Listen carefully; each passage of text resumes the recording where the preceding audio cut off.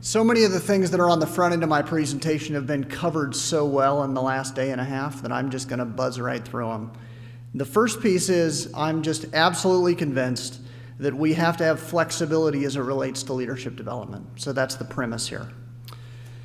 The theory of change we have at the Nebraska Community Foundation is the only people that can build a community are the people that live and work there, and the rest of us can help. But that's all we can do is help. And in Nebraska, we have all this abundance, and we really need to think about it in those sorts of terms. One of the ways of doing that is through this massive transfer of wealth that we have going from one generation to the next. We think it's some $600 billion here in Nebraska in the next 50 years. And one of the frames we have to do then is to say, okay, if there's this huge amount of abundance, why on earth have we continued to hemorrhage kids over time? So one of the frames we've put to it is, how do you help create magnetic communities, communities that are drawing people toward them? So we've put together these pieces, and I agree that this is not formulaic work. However, there are pieces that build upon one another here: vision, distributed leadership, discretionary capital, and ultimately citizen engagement, people that are giving their time, talent, and treasure to the future of their place. For this goal, we have to be in the people attraction business. In Nebraska, we have thousands of jobs that are going wanting for a lack of people. And we really need to continue to think about this. Economic development just isn't about job creation. It's really about building communities where people say, I want to live and work, this is where I want to raise my kids. So you connect that to leadership development. And personally, I'm convinced that leaders aren't born, they're made. And we become better leaders by practicing. And there's lots of things we need to practice doing.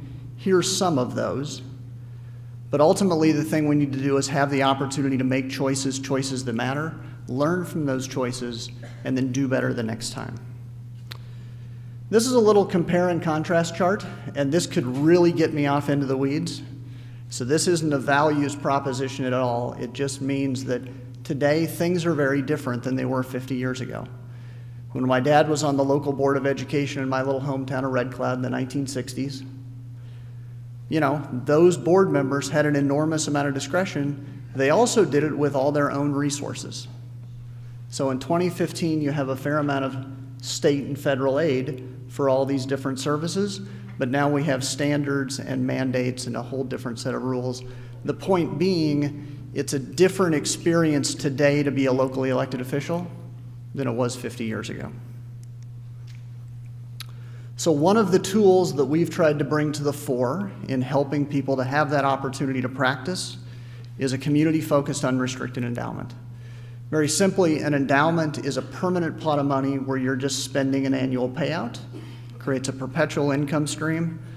And how do you use that as a real margin of excellence? How would you use the $45,000 created annually off a $1 million endowment to really focus on the future, focus on development, not relief, use it as a margin of excellence, create a space for people to dream about the future, and obviously help people make the case themselves to their friends and neighbors about investing in the future of their place. Through the Nebraska Community Foundation, we're doing this in lots of places in lots of ways. We now work in about 250 communities around the state. That's one estimate, that's one illustration of the growth we've seen through the Nebraska Community Foundation over the last 10 years. It's grown a lot. And the question really comes down to this, thank you. If we're trying to do people attraction, how are we doing that? We can do it through workforce development, we can enhance curriculum, we can do all sorts of things with early childhood education or business development. The question becomes, what are the choices we want to spend our money on to try to attract people? The other thing about this is, what are the skills, what are the behaviors that we really want leaders to have and engender to create that space where people say, that's the community that I want to be a part of. So as you can see, this list of skills and behaviors associated with leadership development are very much in a power with as opposed to power over frame, where if we're doing this in partnership, we're doing this within the context of trust and relationship, we can really help one another get to where we want to go. The one I want to lift up off this list is the final bullet, which is, I think, the other thing all of us have to do as leaders is really challenge those assumptions about locally available capacity.